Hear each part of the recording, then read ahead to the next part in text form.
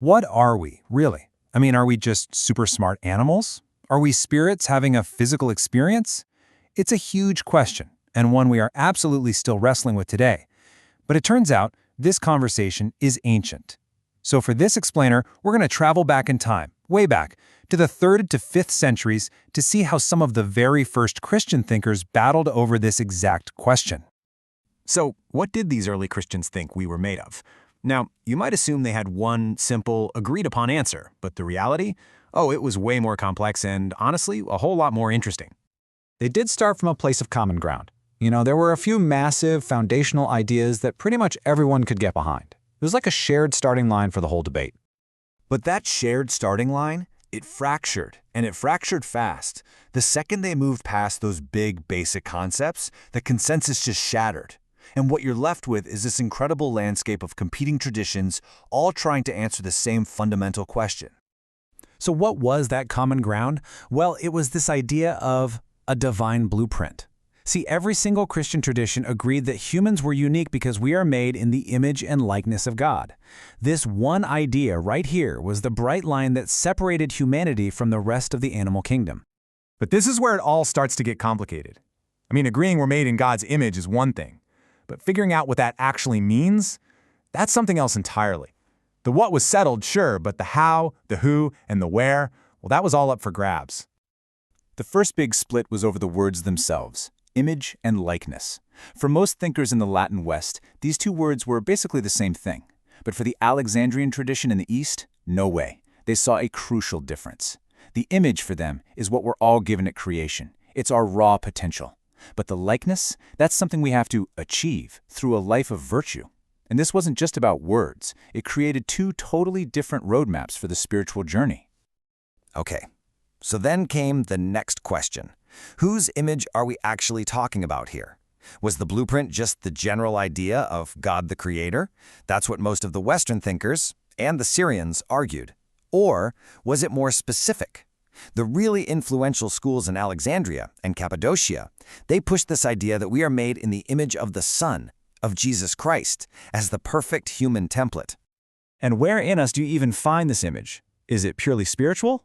Well, the dominant view across the Greek and Latin-speaking world was, yeah, the image is in our rational soul and only the soul. But the Syrian theologians, they pushed back. They had a much more holistic view, arguing that the entire person, body and soul together, reflects the image of God. So what about women? Well, the vast majority of these early theologians absolutely affirmed that women were equally made in God's image. But there were some really notable exceptions, like Ambrose and Augustine, who suggested that maybe women reflected the image in a secondary or lesser way. And then you had the Antiochian position, which was even more nuanced. They might have linked the image to a kind of authority, which created a whole spectrum of how fully a person could embody it. It's pretty interesting because a lot of modern scholars, like John Walton, suggest these early thinkers might have been asking the wrong questions entirely. The source material for this explainer points out that the original Hebrew idea of image probably wasn't about having certain qualities, like reason. It was about function, about humanity's job to act as God's representatives here on earth, ruling and bringing order to creation.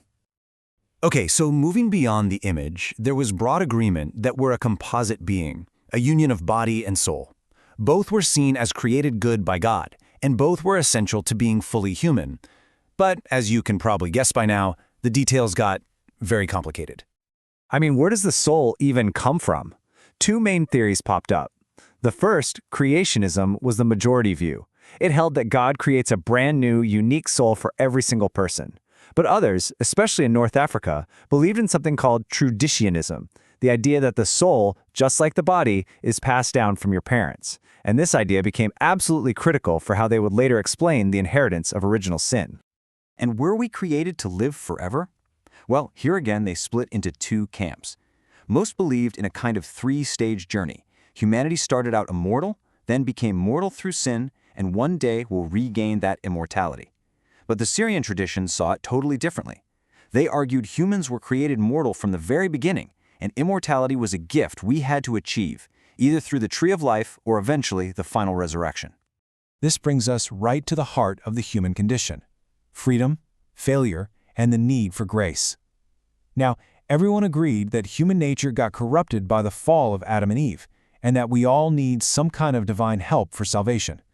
But how that corruption and grace actually worked, yeah, that was a huge point of contention.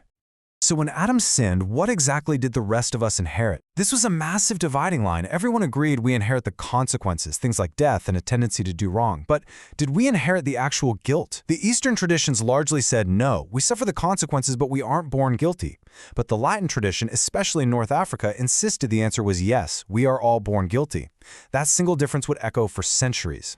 And this leads us to the giant figure of Augustine of Hippo. See, before him, the general consensus was that our free will cooperates with God's grace and salvation. It's a team effort. But Augustine, he radically broke from that. He argued that the human will was so broken by sin that it played no cooperative part at all. Salvation for him was 100% a work of God's grace. This was a monumental shift that would fundamentally shape all of Western Christian thought. So finally, these debates about our fundamental nature, they naturally extended to questions of gender and sexuality. And here, the arguments really focused on one key question. Were these things part of God's perfect original design, or were they a concession to a fallen, broken world? And the divide on this was stark. On one side, you had thinkers in Alexandria and Syria who saw gender as a core part of God's good creation from day one. But on the other side, many of the most influential Latin and Greek theologians saw things differently. They viewed gender and the sexuality that came with it as a direct result of the fall, a feature of our broken world, not the ideal one. And this, of course, led to a deeply divided view on marriage. The overwhelming majority came to see virginity as a spiritually superior state. Marital intimacy, even just for having kids, was often viewed with suspicion as a concession to human weakness. Now, there was a minority who had a much more positive view, and the source material for this explainer also notes that the biblical texts themselves often present marriage as a blessing from God. So, after digging through all that disagreement, what's the big takeaway? It's that despite all the intense debates, a core vision of what it means to be human really held true. That we are all made in God's image, a mysterious union of body and soul. That we're fallen, but we have this profound purpose, to be in a relationship with God and care for creation, with Christ as the ultimate model for what it means to be truly human. And that really leaves us with a final thought, doesn't it? As modern science and technology push and pull at our definitions of life, consciousness, and what it even means to be human, which of these 1,500-year-old questions are we simply asking all over again, just in a new way? What's our blueprint? What's our purpose? And at the end of the day, what makes us who we are?